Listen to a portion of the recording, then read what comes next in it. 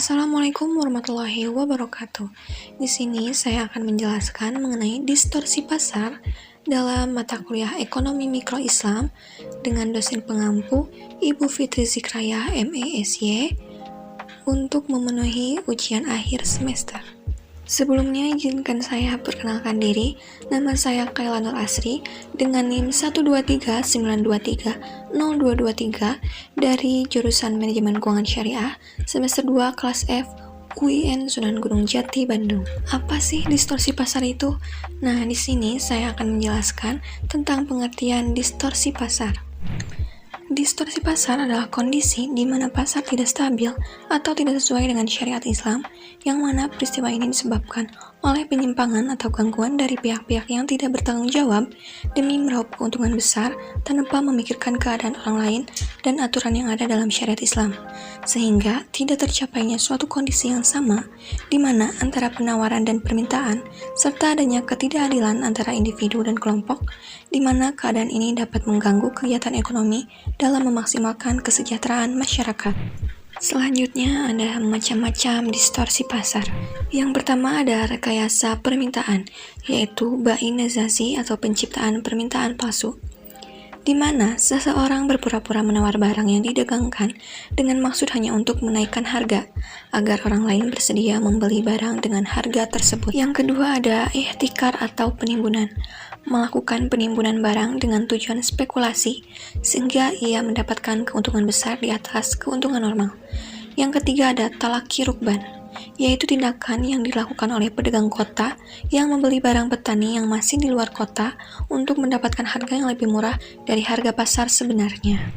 Macam-macam distorsi pasar yang selanjutnya yaitu tadlis atau penipuan. Tadlis merupakan sebagai kondisi di mana salah satu pihak tidak mengetahui kondisi yang sebenarnya, sehingga pihak lain yang memiliki informasi lebih memanfaatkan kondisi tersebut untuk mendapatkan keuntungan dengan cara menipu pihak yang tidak tahu. Quran Surat Al-An'am ayat 152 yang artinya, dan sempurnakanlah takaran timbangan dengan adil. Macam-macam tadlis. 1. Tadlis kuantitas. Pihak penjual mengurangi taksiran barang yang telah disepakati antara penjual dan pembeli. Pengurangan takaran dalam hal ini hanya diketahui oleh penjual. Yang kedua, tadlis kualitas. Pihak penjual mengetahui bahwa barang yang dijual memiliki cacat yang diketahui oleh pembeli, maka harga jual barang akan berkurang sesuai dengan nilai barang yang sebenarnya. Yang ketiga yaitu tadlis harga. Praktik tadlis pada harga dilakukan penjual dengan memanfaatkan ketidaktahuan pembeli tentang harga pasar, sehingga dapat menjual produknya dengan harga tinggi. Yang keempat yaitu tadlis waktu penyerahan. Praktik tadlis pada waktu penyerahan dilakukan penjual dengan menutupi kemampuannya dalam menyerahkan barang yang sebenarnya lebih lambat dari yang dijanjikan. Macam-macam distorsi pasar yang ketiga yaitu ada takhir atau ketidakpastian, yaitu kondisi di mana pada saat transaksi kedua belah pihak yang melakukan transaksi tidak memiliki informasi yang lengkap, sehingga timbul ketidakpastian atau ketidakjelasan dalam transaksi tersebut. Selanjutnya yaitu cara menanggulangi distorsi pasar. Yang pertama ada penegakan hukum.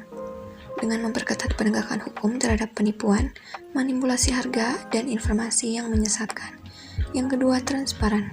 Kita harus memastikan bahwa informasi di pasar itu secara transparan dan tidak mudah diakses oleh semua pihak. Yang ketiga ada pengawasan pasar. Meningkatkan pengawasan pasar oleh otoritas regulasi untuk mendeteksi dan mencegah penipuan di dalam pasar yang dapat merugikan pihak konsumen. Dan yang keempat ada pemberdayaan yang adil. Dapat memastikan sistem peradilan yang cepat dan efektif untuk menangani kasus distorsi pasar. Nah, selanjutnya di sini ada contoh kasus distorsi pasar yang sering kali terjadi di masyarakat. Contohnya pada tadlis kuantitas. Untuk mengakali timbangan, pedagang hanya bermodalkan sebuah tang dan obeng. Pedagang berhasil memanipulasi jarum pada timbangan tersebut. Timbangan awalnya dibuka hingga terlihat komponen di dalamnya. Kemudian muriang menggerakkan jarum diputar sampai terkesan lebih longgar. Maka saat barang diletakkan di atas timbangan, arah jatuhnya jarum pada timbangan pun akan lebih lentur berputar melewati angka-angka yang tertera pada timbangan. Hal tersebut membuat bobot barang yang ditimbang akan lebih mudah berat karena jarum timbangan terkesan lebih lentur. Walaupun begitu, jarum timbangan tetap dimulai pada angka 0, dapat berkurang sampai 2 ons. Teknik lain yaitu menggunakan magnet atau pemberat lain. Secara umum, ada 3 jenis timbangan yang digunakan di pasar tradisional itu, yaitu jenis timbangan yang disebut kodok atau timbangan yang menggunakan satuan batu untuk mengukur berat barangnya. Timbangan gantung yang untuk mengukurnya dilihat dari apakah gantungan sudah berada dalam posisi lurus atau tidak ketika angka ditunjuk. Timbangan jarum, timbangan elektronik, dan jenis timbangan lainnya. Dengan demikian dapat disimpulkan bahwa tadlis merupakan praktik manipulatif di pasar keuangan Islam, di mana penjual atau pembeli menyembunyikan informasi mengenai barang yang diperdagangkan. Dengan demikian, distorsi pasar menciptakan ketidakstabilan, ketidakpercayaan, dan kerugian finansial bagi para pelaku pasar yang dapat merugikan integritas dan keberlanjutan pasar dalam keuangan Islam. Thank you for listening. Mohon maaf jika ada kesalahan. Wassalamualaikum warahmatullahi wabarakatuh.